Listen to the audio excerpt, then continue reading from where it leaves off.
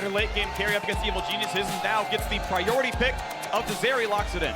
And I think it makes so much sense. I think you just have to deny from Berserker. He's looked too good on it. Yes, he's great on Sivir as well, but Zeri to me... Yuumi getting booed by the crowd. You know they're gonna lock it, just accept it. Come on, it's my all-time favorite cat story. Smile through the pain. Yep. Zven going to hitch a ride on Berserker. Sivir has been so commonly the answer. When you see Yuumi grab, you're expecting to play something like that exactly. So we may see very many the same bands. They know they can take Sivir on 3 and go for priority in the jungle. Instead, Wukong comes through for Blaber. And I already like Cloud9's answers into the Zeri more than I like 100 Thieves last game. Wukong, you can't really avoid that ult. He's gonna eat you, he's gonna knock you up, and then they're gonna have the follow-up coming through afterwards. Wukong plus Yuumi as well. That buys time for the roots to land on Zeri and really lock her down. Cloud9 or 100 Thieves have such an interesting choice here, though. They can either match with jungle and support or grab the mid lane early here with their 2 bans versus Jensen, with the LeBlanc, with the Azir. You know, you're leaving the priority of like Ahri and stuff really kind of dangling out in front. And so they lock in their support first. Is it going to be jungle here to grab your Trundle or your Poppy before second round of bans, or go for your solo lane? This would actually be really interesting because it got banned out, you know, in the second round last time around.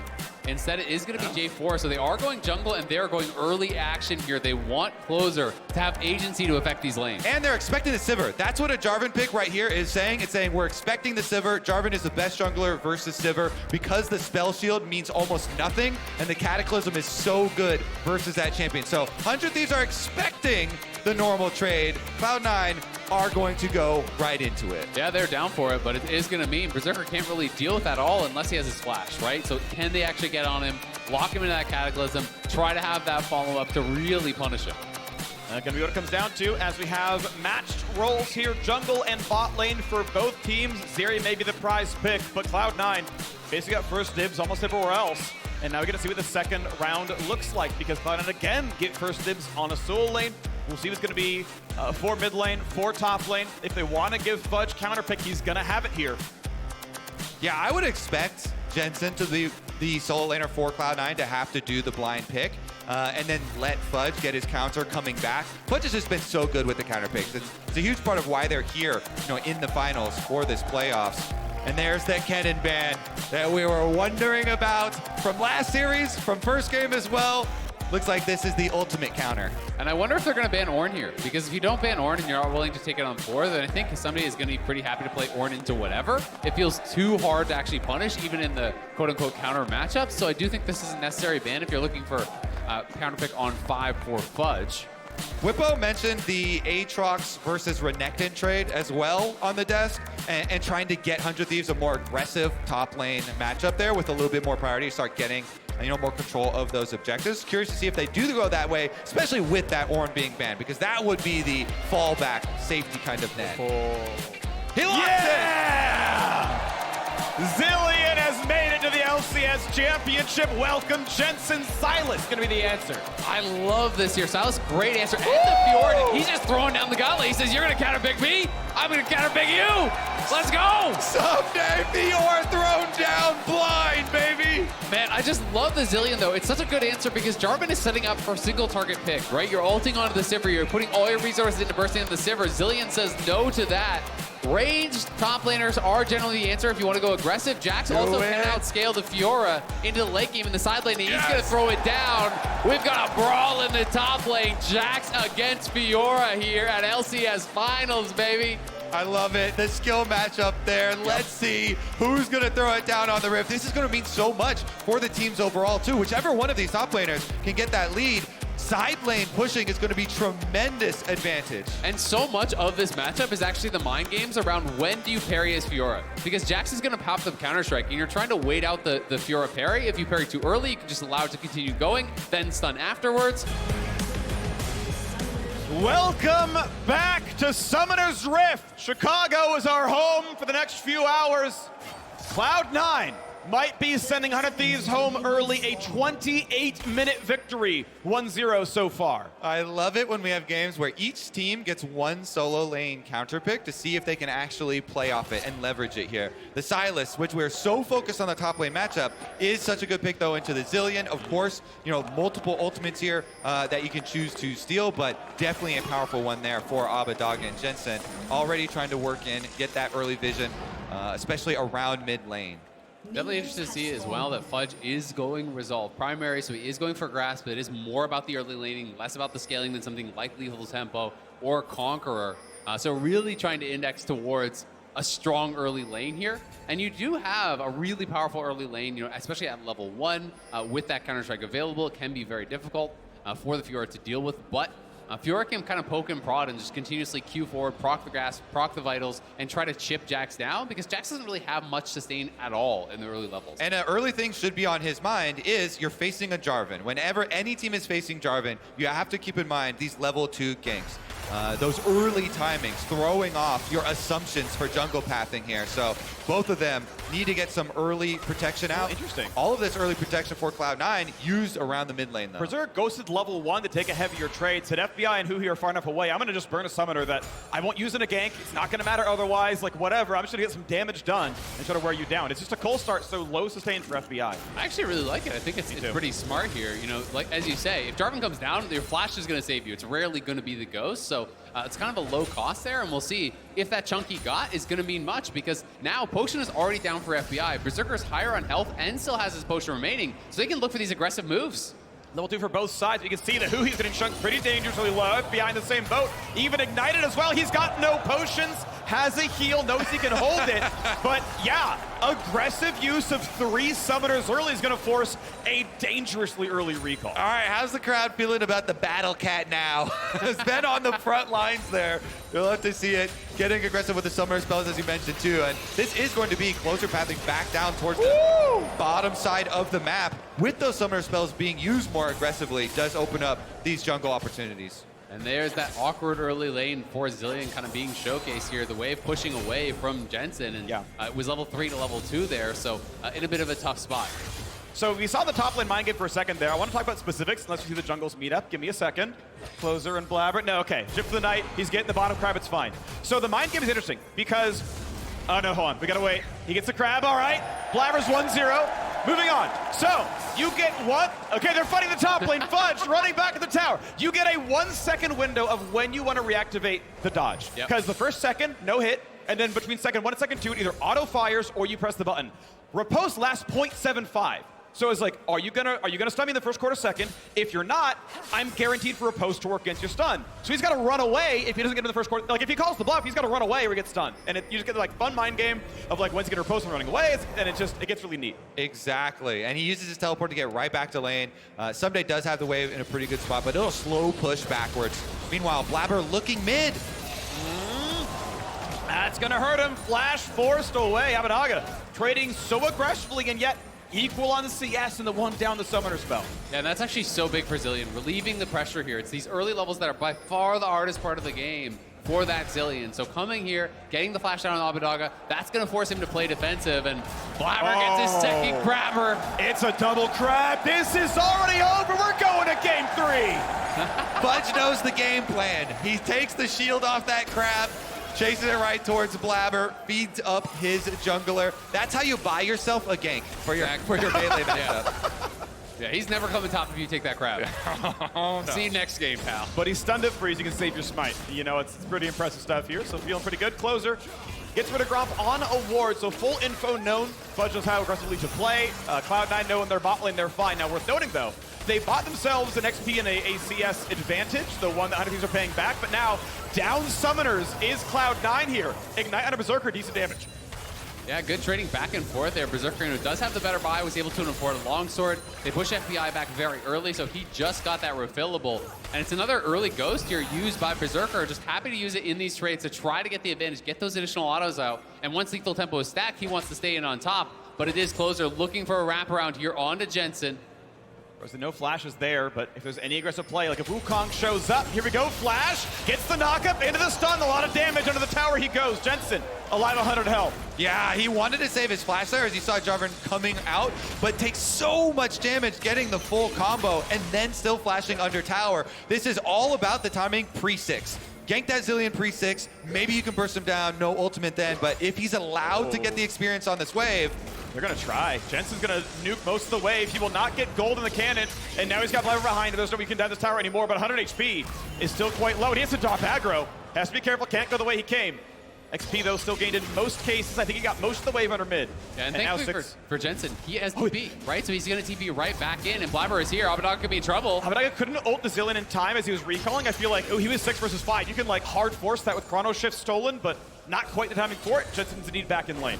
And look at all the vision they left behind, too. Like, this is a very powerful invade from 100 Thieves. Super, super deep vision here all through this jungle, really trying to track Blaber, because as Wukong approaches that level 6, tremendous kill pressure, so much CC there as well.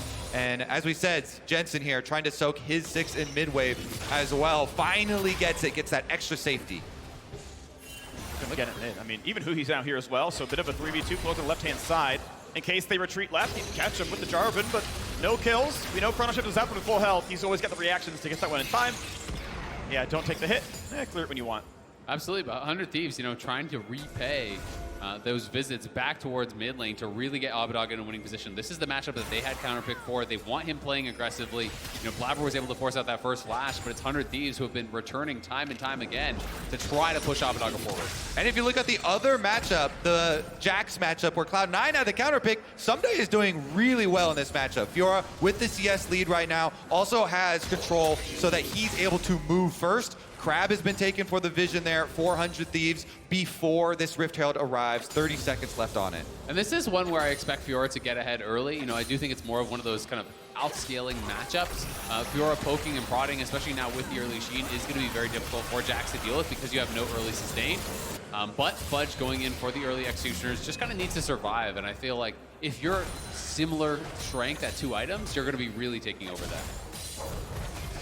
And then minions here concentrated on the top side. Ulti pop now for Fiora. At what point do we see the dodge? Riposte timing? Yep, just walks it out entirely. Fudge knows, hits where he ran away. He knew if he walks up, Ssumday gets a free stun. Now both junglers are up here. Blaber, I don't believe, spotted on his way up, but neither was closer. Has the ulti, has the dunk. No play. And now it's potentially this Herald start here, but both teams are aware of it. And Sylas did just TP back towards mid lane, so it will be a fight for it. And Ssumday is running out from base. Fudge did not actually back, so as long as they can delay this a little bit, it could be 100 Thieves favored. But you also see Cloud9's bot lane is cheating up towards mid. Yeah, they commit the bottom lane first. Looks like 100 Thieves are going to have a little bit later of a call up for the Zeri bottom lane, but because the Herald leashed back, the health replenished, and they've got some extra time. Can always W over the wall. Chrono Shift stolen for Abbeddage. Blaber slowly taking damage here. Red buff regen comes in for the knockup. Damage on a close. They can res it if needed. They'll go for it, and he gets the revive. Locks Jensen in. Zap in for Zeri. Polymorph, can they get the kill? First blood. 2 for 1 already on 100 Thieves. That polymorph was so big from Huhi. Jensen couldn't get off the Chrono Shift there. Goes down without using the ulti. Just as it was about to expire, too. Perfect timing there, and Closer able to get the combo. Huge for 100 Thieves. We can watch it one more time. It's the stolen ulti here from Abbeddage that's really making the difference. They go for the engage onto Closer, but knowing that he has the Zilean ulti in his back pocket, Closer just goes forward as they engage onto him, looking aggressively towards Jensen there. Abbeddage does get that ult off on him right as he dunks onto Jensen, and then watch here, over onto Jensen, they land this last second polymorph, and they just burst him down. It lasts so long here. He's running away, but right into Ssumday, picks it up. Huge gold there. Flash away from Fudge as Yuumi jumps onto him. Does escape for both of them, though, so they mitigate some of the losses. Yeah, even Closer going to knock him out afterwards. He was actually in the air when he died, so they still had a full second afterwards before he could even cast the button, so had to cast it early. Wasn't able to in time. Jensen unable to get the life-saving cast in the finals, in the arena. And look at the FTX total gold there. Ssumday a good 1,000 ahead of Fudge now at this point. You know, he picked up a kill on that, was already up a good 20 CS, has about an even amount here to farm. So Ssumday in a really, really good position now in this matchup. It's going to have a much earlier Mythic, especially because Fudge did take that pit stop for heal cut. Yeah, and Fudge, because he had to flash away at that Rift Herald fight, going to be very vulnerable. So we'll see if he gets any extra support as far as jungle presence, warding up here to allow him to continue to push this one in. Still fighting pretty strong. Takes a good trade against Ssumday here, even though you could consider him down in items. I'd probably rather have the Warhammer than a longsword or a longsword upgrade, but realistically, playing it pretty well. 88-68 CS, though. Ssumday certainly ahead in this lane, as we see it push forward. No one's coming over to lane, no tower dive, just an easy farm situation for Fudge. Yeah, and 100 Thieves able to channel that into the Dragon start for themselves. Pick up where they tried to leave off last time around. Dragon #1, rotations should secure the Hex Drake, and Closer's going to be able to pick that one up as well. And now it's just going to get so hard for Fudge because that's a completed Sunder, and Fudge is nowhere close to actually having his. He goes back to base, all he can afford is another long sword, so it's going to be a really long time before Fudge actually gets his mythic. This means running the map on the top side there for Ssumday. Their bot lane is pushing in. They take that dragon down there as well. 100 Thieves having a really good first 10 minutes here in game #2. Looking very good on 100 Thieves' side. Even though the double crab came through for Cloud9's jungler, it looks like there's more to the game than those objectives in 100 Thieves. No! I'm sorry, but it's just true, okay? In this case, to run a lot of ganks, it was top diff, Kobe. Hate to break it to you, but sometimes it's just how well you play the lane and how well you play the team fights afterwards. Ooh, Ssumday chooses a trade and a grass proc over the cannon. Still, though, crushing in this lane. He's got so much healing as well with the grass, with the Divine Sunder, with those vitals. Able to constantly keep up this pressure. And some of the deep vision that they've got on the top side of the map helps him kind of abuse this matchup to the maximum, getting in there for the turret play, but the ward behind the red buff as well, trying to scout out on any sort of jungle pressure. They call Closer over to really accelerate this too. I like this from the Thieves. You want to play off your strong side of the map where you're winning and bully this down. With the Rift Herald, you can finish off this tower, get even more money into this Fiora, create that huge, huge split push gap.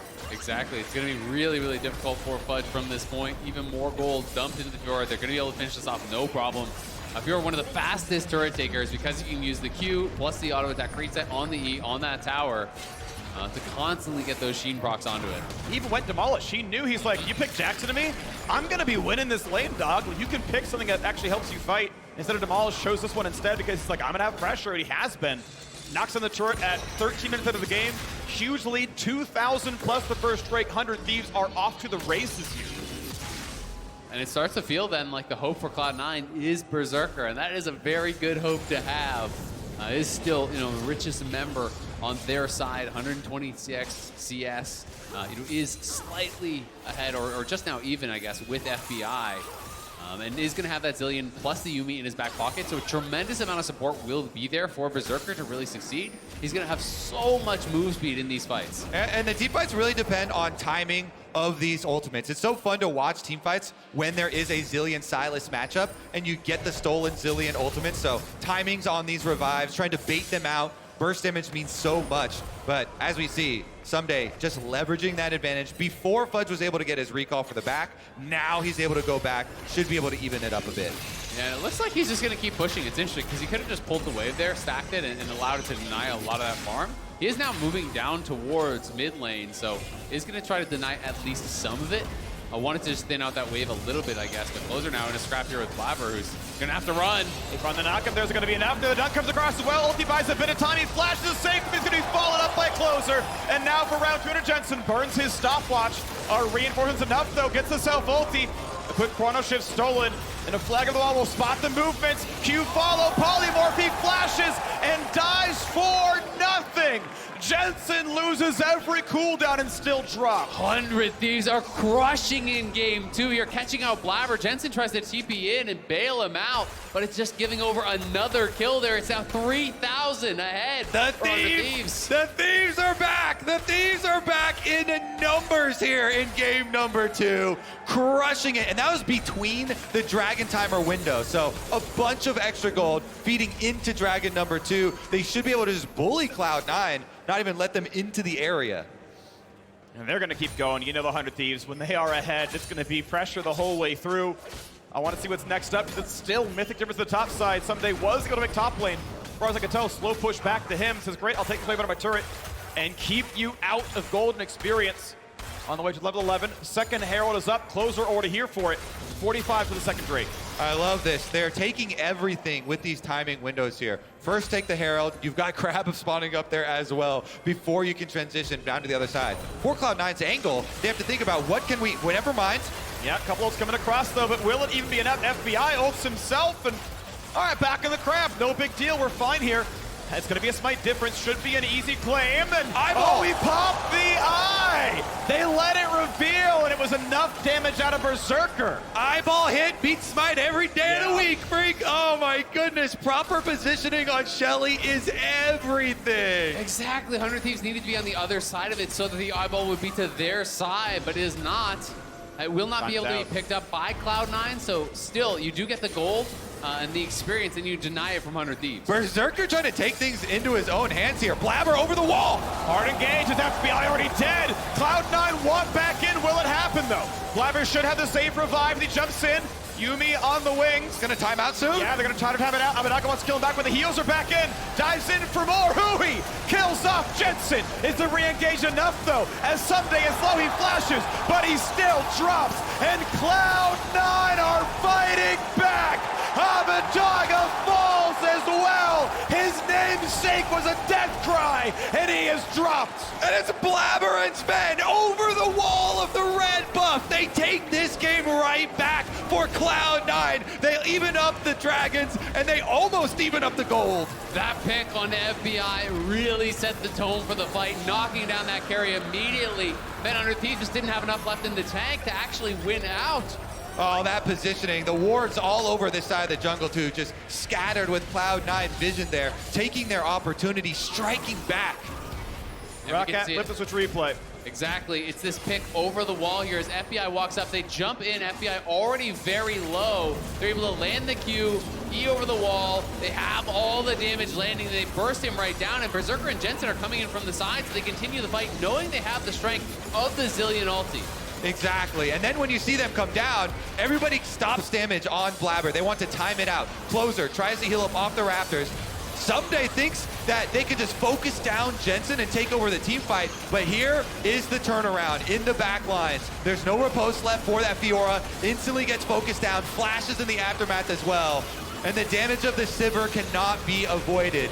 Fudge is the one to push it forward. Counter-strike there, allowing them to chase. And Cloud9 just doing such a good job actually creating space there for Berserker. But look at the damage from Blaber. Woo! Starting that fight off, and now Closer in trouble again. Closer can EQ over the wall, even while rooted, but we're going to wait for the fight to start at the first place. Closer gets the dunk, but there's not enough going on. Already down for one. Over the walls, FBI stays alive, but the fight itself is what matters. Fudge gets revived. Health bar's low, and a quick one comes out as well, but Abbeddage no longer has any safety left. Ssumday jumps, but will Ssumday live? No, he won't. And now Huhi, left alone, gets the slow, but Blaber is on the chase again and bats him down. Cloud9 are taking over! From down 3K, they win back-to-back team fights here. Their team fighting unmatched here against 100 Thieves. They are crushing it, and Berserker all of a sudden 3-0-3. This man is going to be a problem. Berserker in his rookie year here for Cloud9. He steals the Rift Herald with the eyeball, carries a lot of these team fights. Here's another look at the opening to this because we missed the engage from Cloud9. It is Blaber, another W forward with the Yuumi on him. Gets the ultimate immediately and then focus down Closer. Exactly, and then look at Ssumday. He's trying to actually zone out the Zilean here to keep him away from reviving Fudge. But as he tries to collapse back, he realizes his team is losing on that side of the fight. It allows Jensen time to actually get over there, dropping the bombs over the wall, and even getting the revive on Fudge. Exactly, perfect timing on that Zilean. And then Blaber, he was just as low. He sneaks away. He doesn't get the Zilean ult, but he gets the Yuumi heals here. The scaling of both Yuumi and Zilean is just so massive. These support characters are doing so much for Cloud9. And you just can't get anything else done here. The revives come in, your damage not high enough yet. Here we go again. Fast enough. We go again in the mid lane. Every fight a banger, and this one is a polymorph. FBI still gonna drop, and Cloud9 go for more. Blaber's in for a double. A reviving nothing comes back, and Abbeddage knows he's left alone. He knows he will fall, and Fudge takes a bite. And Baron's up this time, baby. 20 minutes on the dot. Cloud9, another engage. Once they get started, they don't stop. Man, when you lose a fight over by Baron at 20 minutes, it is heartbreaking. You know what's coming. Jensen there trying to hunt around for Closer. They spot him now. They can't let him in the pit. Fudge says hello. Closer dives in, and it's not going to be close enough. Berserker says goodbye. guy and sends him back to the fountain. It's skeet shooting for Berserker, knocking Closer out of the sky there. Cloud9, full control. This game has completely flipped on its head. It was not long ago they were down 3K, 21 minutes in, they are now up 5,000 gold. Before the weekend, Closer said we need another one. A single win is basically a fluke. We want to cement ourselves as a dynasty, but, well, this is an age that has gone very shortly. 100 Thieves tried the engage, and it's not good enough. Blaber says, I see the angle. He always sees an angle. He goes for it again, immediately onto FBI. The Zeri in the backline. And when you have the Yuumi attached right here, the ultimate coming through, no one can get away. And those Cloud9 members have talked about having that trust in Blaber because he sees these opportunities to go for the fight, and they know if they follow him, if they trust in his engage, that it's gonna mean good things for Cloud9. And here we go again. More good things. A jump away for Close, the knockup not quite landed. Huhi buys a bit of space. Blaber doesn't even take damage anymore. Nothing on 100 Thieves can even hurt him. They said they live or die by Blaber. And it looks like in finals, it's going to be live. Cloud9 with the Baron buff, 4-1 split push here. You see Fudge on the minimap taking care of the outer turret in mid lane, while Berserker's going to wrap it up bottom. I mean, he's the kill leader on the team. 100 Thieves die by Blaber in this title so far. The title shot here, look at a 2-0 lead in the series. 22 minutes in, the Red Bull Baron power play, 4,300 gold. The third Drake's up, but they want inhibitor turrets first. This game is just completely out of control now. 100 Thieves gonna force. Engage on a Berserker, will it be enough? Yuumi opens up and already, Closer is dead. Not a scratch on him. Stun comes across, he might self-res, but does that even matter? Fudge inside the base, double bombs land, and Fudge now on a rampage. Cloud9 now on a roll, diving in for more, onto the Nexus turrets. Who cares if he dies? Fudge is good for a triple. It's Cloud9's world. We're just living in it. They are crushing 100 Thieves here in game number 2. They're pushing in and looking to take a second inhibitor here 23 minutes in. It's a slaughter. And they're having fun with it. Which one of these players' names is Berserker, by the way? They're all Berserkers on Cloud9, feeling the bloodlust here. And Ben's there every step of the way, man. He's there, 1-0-16, every single kill that they've gotten. He's been there for the ride, like, I got the blood in my eyes. Everyone the pet cat knows they are eyeing you as their prey, like, yeah, get him. Beautiful, beautiful stuff from him. 100% kill participation from the Yuumi. Magnificent positioning, wouldn't you say? Oh, yeah. Yeah, that was beautiful. How he pressed it, E. Hop right on. Yeah. I wanna be like Blaber. Me too. Me too. Definitely jungle goals there. I hate to see it happen. Pan away. Nothing to see here. Yep. There is a lot you can try to do with this one. Ulti's traded, drinks the durability, but here comes a jungler, and Fudge gets number 7. In for a bit more now, a fight in the top river. Is there enough damage is the question. The knockup is in, but it's a revive already. FBI dies again. Closer dies again. Cloud9 see anyone, and they just see food. Huhi gonna be good for the triple kill for Blaber. These are the least scary cataclysms I've ever seen. You're not trapped in there with him. Oh my goodness, that's gonna be Cloud9. Nexus turrets, they don't stand a chance. Game 1 was a stop, game 2 was somehow a comeback, but they won even faster. Chicago belongs to Cloud9. 2-0 to the start of the series. And look at Fudge, man. He was feeling it after that one. Cloud9 were down big early in this second game, but came roaring back through the team fight. So much credit, I think, deserved by Blaber in this one. Him and Zven pairing up to find that initial pick onto FBI that really feels like it changed the entire game. They win that team fight, then they find another, they win that team fight. And Cloud9 just continued to pick fight after fight after fight and dominate.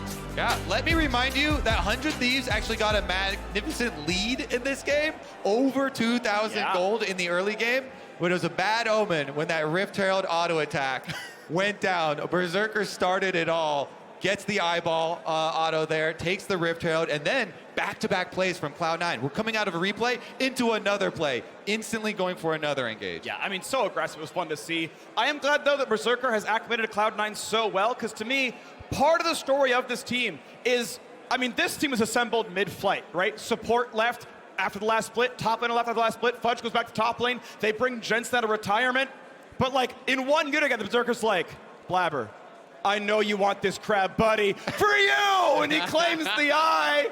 And Cloud9 after a 2-0 start, it's beautiful to see the camaraderie already in just 10 weeks. Now Cloud9 have already brought us to match point in under an hour.